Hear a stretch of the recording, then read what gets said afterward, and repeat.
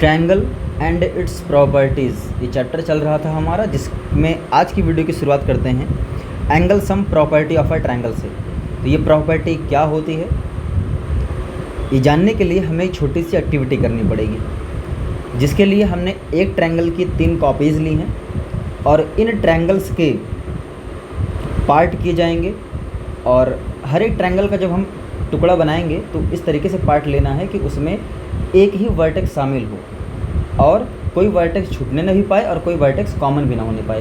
तो चलिए एक्टिविटी शुरू करते हैं। सबसे पहले ये पहले ट्रायंगल के मैंने पार्ट कर लिया, ये दूसरे ट्रायंगल का और ये तीसरे ट्रायंगल का।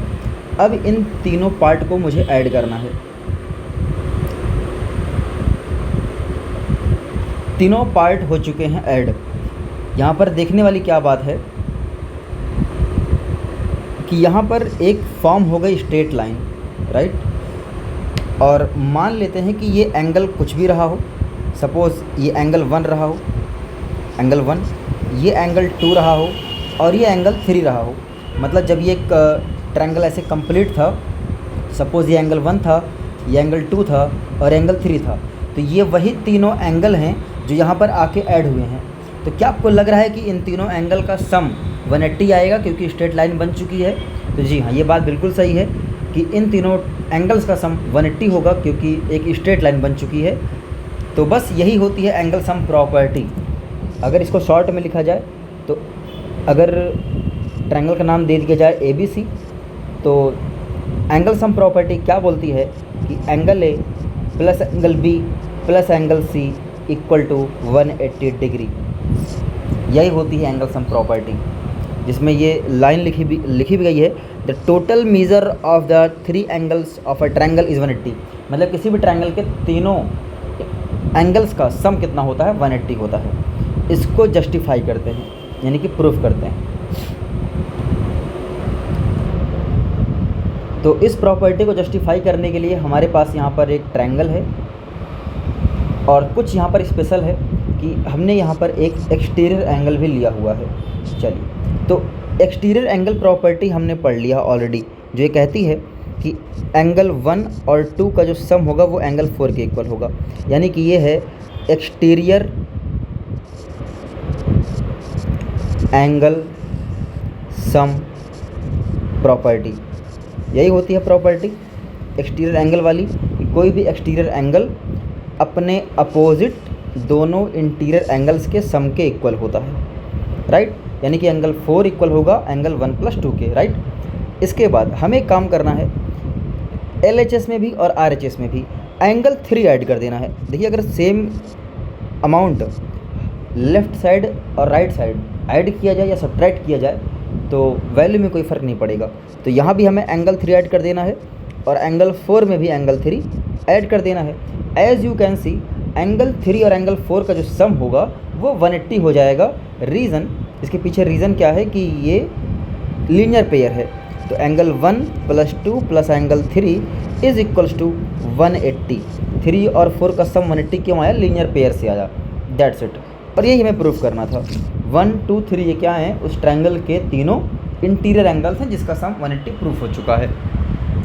एक्सरसाइज 6.3, हमें यहाँ पर x की वैल्यू फाइंड आउट करनी है। कैसे पता चलेगी जी? देखिए, x, ये पहला क्वेश्चन सॉल्व करने जा रहा हूँ मैं। x + 50 + 60, तीनों एंगल्स का सम होगा 180। रीज़न लिखेंगे एंगल सम प्रॉपर्टी। तो x प्लस ये हो जाएगा 110 equal to 180। x equal to 180 minus 110 और now x equal to 70 degree. x की वैल्यू आ गई 70। ऐसे ही दूसरा क्वेश्चन सॉल्व हो जाएगा और तीसरा भी। दूसरे क्वेश्चन में ये 30 है, यहाँ पर ये एंगल नहीं दिया गया है, तो जहाँ पर ऐसे एक स्क्वायर शेप में एंगल बनाया जाए वो 90 होता है हमेशा। तो इसका तो मैं देख के आंसर बता दूँ कि ये 60 आएगा x। सभी क्वेश्चन एक जैसे हैं, बस यहाँ पर तीनों क्वेश्चन यहाँ पर लगेंगे एंगल सम प्रॉपर्टी से, लेकिन मेरा मन कर रहा है कि इन तीनों को सॉल्व कर ही दिया जाए। तो चौथा क्वेश्चन देखिए, यहाँ पर 3 एंगल हैं, पहला भी x, दूसरा भी x, तीसरा है 50।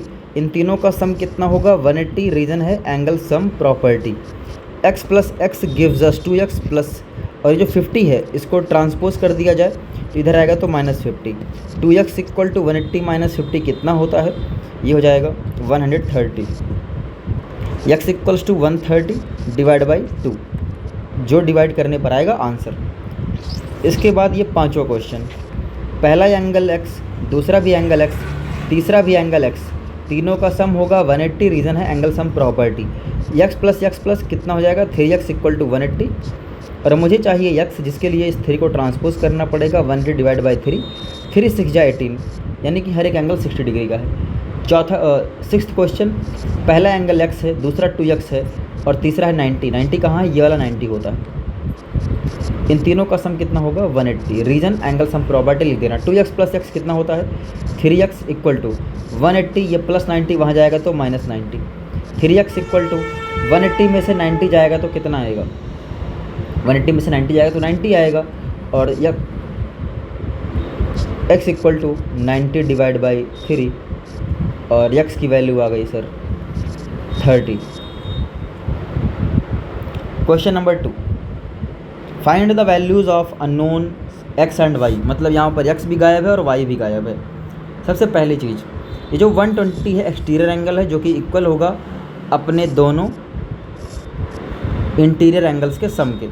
तो कौन सी प्रॉपर्टी लगा देंगे यहाँ पर, एक्सटीरियर एंगल सम प्रॉपर्टी, यानी कि x और 50 ये दोनों 120 के अपोजिट एंगल्स हैं। तो x प्लस 50 इक्वल टू 120, यहाँ पर लग रहा है exterior angle sum property. Short में लिख रहा हूँ, पूरा लिख लेना। x इक्वल टू आ गया 70।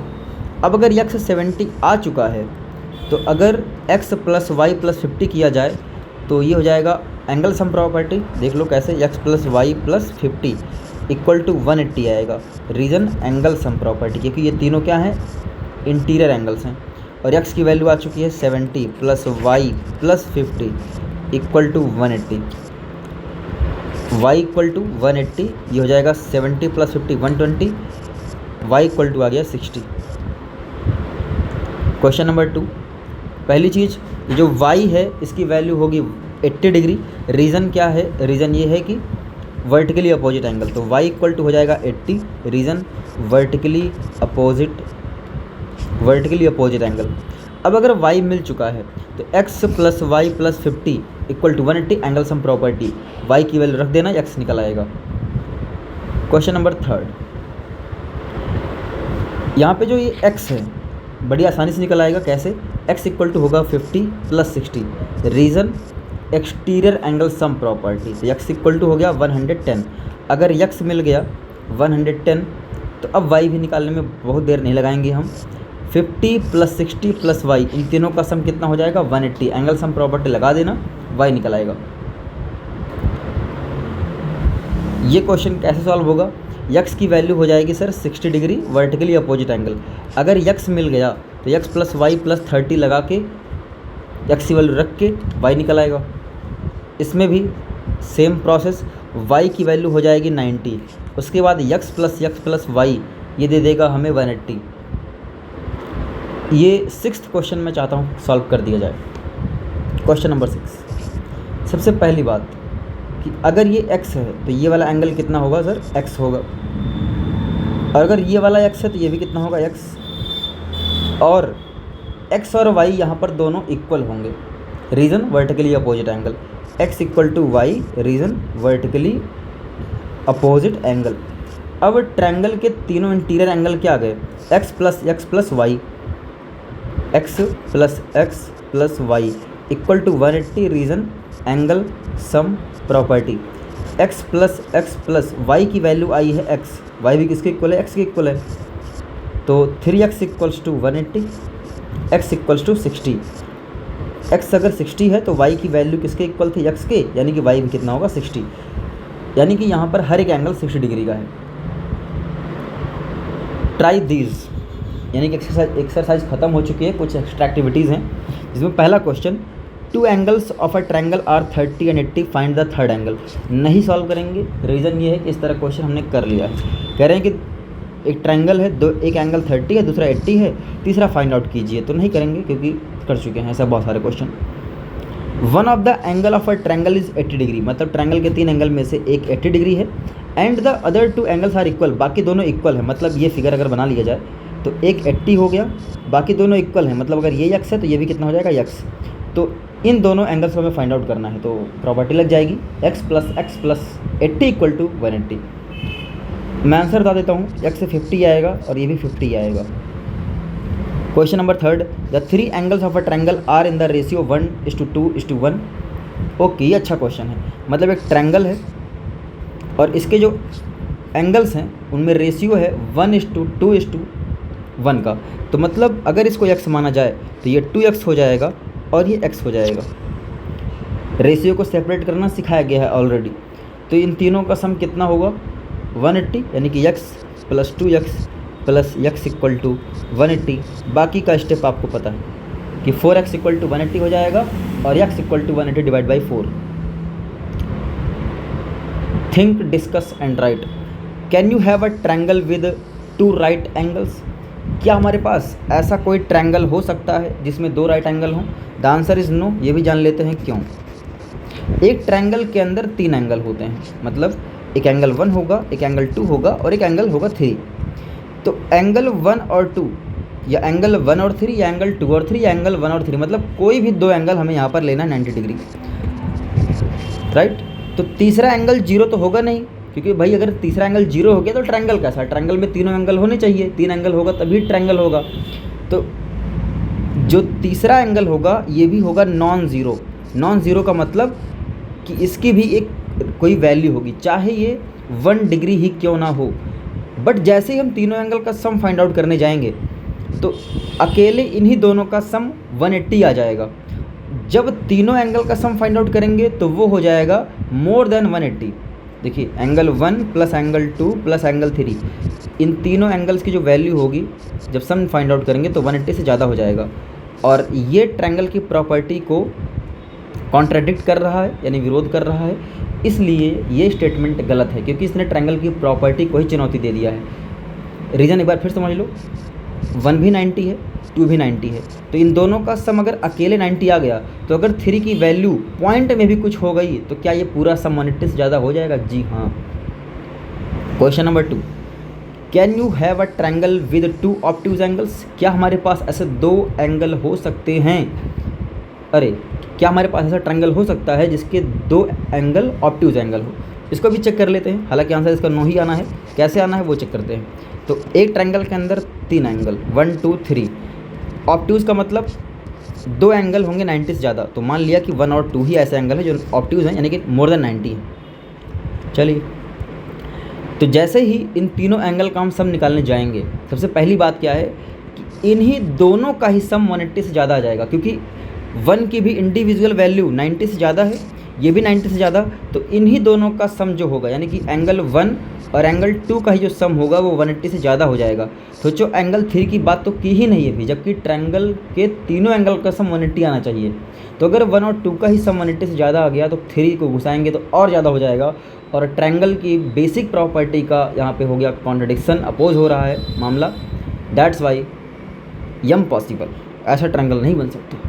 Question number 3, can you have a triangle with 2 acute angles? क्या ऐसा ट्रायंगल हो सकता है जिसमें 2 एक्यूट एंगल हों? यस, आइए जानते हैं कैसे। Angle 1, angle 2, angle 3, 2 acute angle होने चाहिए। एक्यूट का मतलब लेस देन 90, लेस देन 90। तो तीसरा वाला कुछ भी हो सकता है सर। तो एंगल 1 और एंगल 2 का जो सम आएगा ये दोनों मिल करके 180 से कम रहेंगे, तो है ना। तो 3 को मिला लेंगे तो हो सकता है कि 180 के बराबर हो जाए।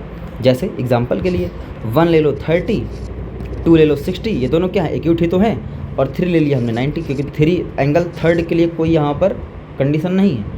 तो तीनों एंगल का सम 180 हो रहा है, दैट्स वाई ऐसा पॉसिबल है।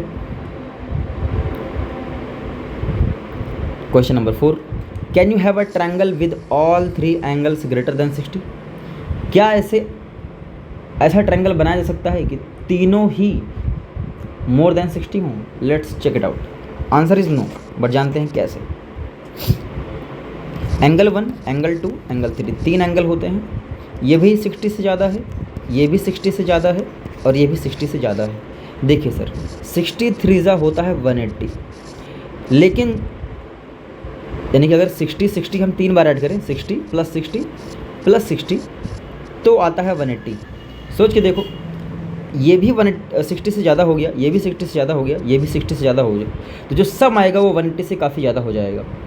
तो ट्रायंगल की बेसिक प्रॉपर्टी का यहाँ पर विरोध हो गया, इसलिए इम्पॉसिबल है।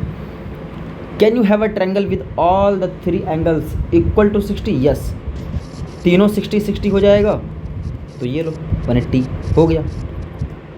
छठवां, can you have a triangle with all 3 angles less than 60? तीनों 60 से कम हो, तब भी नहीं हो पाएगा, क्योंकि देखिए अगर 60 60 3 बार लेते हैं तब जो सम आता है 180 आता है। ये भी 60 से कम, ये भी 60 से कम, ये भी 60 से कम, तो ओवरऑल जो सम होगा वो 180 से कम रहेगा।